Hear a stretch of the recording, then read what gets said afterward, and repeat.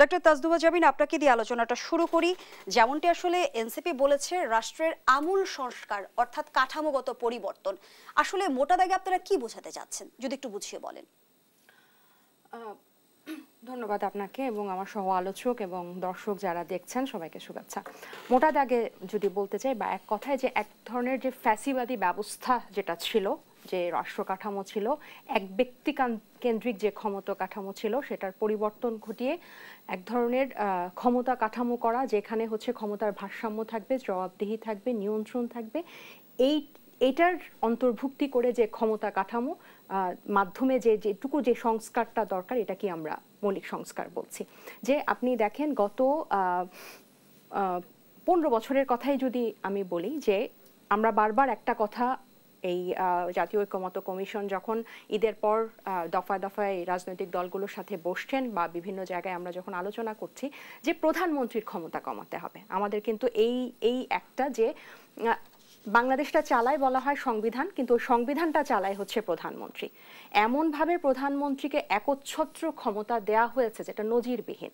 মানে তার হাতে আইনসভা, যিনি প্রধানমন্ত্রী হবেন তিনিই দলীয় প্রধান হবেন, তিনিই আইনসভার প্রধান হবেন, মানে সংসদীয় প্রধান হবেন। তো সেক্ষেত্রে যে রাষ্ট্রের যে তিনটা অঙ্গ, যে বিচার ব্যবস্থা, আইনসভা এবং নির্বাহী, তিনটার মধ্যে যে ভারসাম্য এবং একটা অঙ্গ যে আরেকটা অঙ্গকে জবাবদিহিতা করতে পারবে, এটার কিন্তু কোনো জায়গা থাকে না।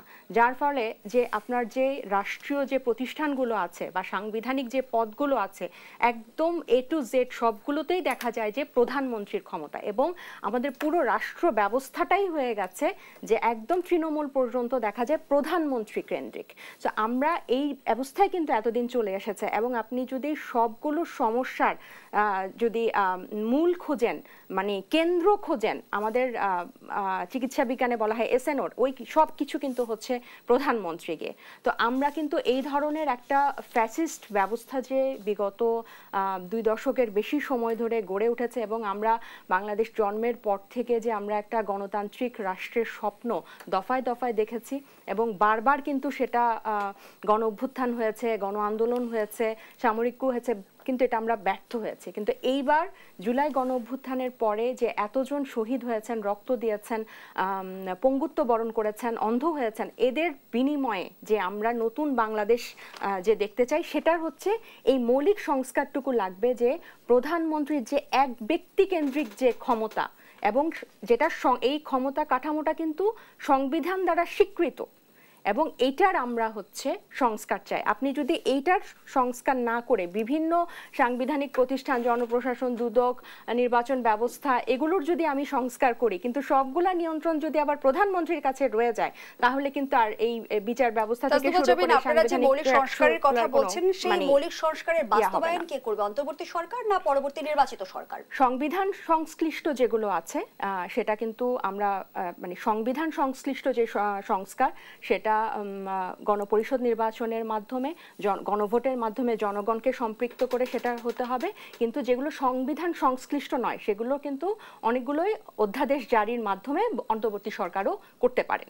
এবং এরকম কিন্তু তারা যে ঐক্যমত্য কমিশন যে 6টা প্রস্তাব দিয়েছে, সেখানে কিন্তু এগুলো বলা আছে, যেগুলো সংবিধান সংস্কার করা, মৌলিক সংস্কার করা, সংবিধানে মৌলিক পরিবর্তন আনার এখতিয়ার কিন্তু অন্তর্বর্তী সরকারের নাই, এবং এটা পরবর্তী নির্বাচিত সরকারেরও কিন্তু নাই। এটার কিন্তু করতে হবে নির্বাচিত গণপরিষদের মাধ্যমে, গণপরিষদ নির্বাচনের মাধ্যমেই কিন্তু সংবিধানের মৌলিক সংস্কার বা পুনর্লিখন, বা আপনি যাই বলেন, আবার নতুন একটা সংবিধান যেটাই বলেন, এটা গণপরিষদ নির্বাচনের মাধ্যমেই করতে হবে। বাকি সংস্কারগুলো বাস্তবায়নের ক্ষেত্রে অন্তর্বর্তী সরকারকে কতটুকু সময় দিতে প্রস্তুত এনসিপি? এই জাতীয় ঐক্যমত্য কমিশন, আমি যদি ভুল করে না থাকি, তাদের মেয়াদকাল সম্ভবত 15ই জুলাই পর্যন্ত, এবং তারা কিন্তু ইতিমধ্যে তাদের যেসব রাজনৈতিক দল 5টা কমিশনের যে স্প্রেডশিট জমা দিয়েছে, ওটার উপর ভিত্তি করে কিন্তু দফায় দফায় বসছে। বিএনপি একবার বসেছে, এনসিপি বসেছে, আমি দেখলাম যখন ওয়েট করছিলাম যে 22 তারিখ আবার হচ্ছে বিএনপি বসবে। তো তার মানে বোঝা যাচ্ছে যে তাদের কিন্তু কাজের অগ্রগতি আছে, এবং তারা কিন্তু দ্রুত গতিতেই কাজগুলো আগাচ্ছে, এবং প্রত্যেকটা রাজনৈতিক দল যদি এই ঐক্যমতে পৌঁছে যায়, তাহলে কিন্তু আমরা আশা করি যে যেই নির্বাচনের যে সময় আমরা শুনছি, ডিসেম্বর থেকে জুন এর মধ্যেই কিন্তু এই সংস্কারগুলো, মৌলিক সংস্কারগুলো বাস্তবায়ন সম্ভব এবং এনসিপিও সেটা মনে করে। ধন্যবাদ জানাচ্ছি আপনাকে।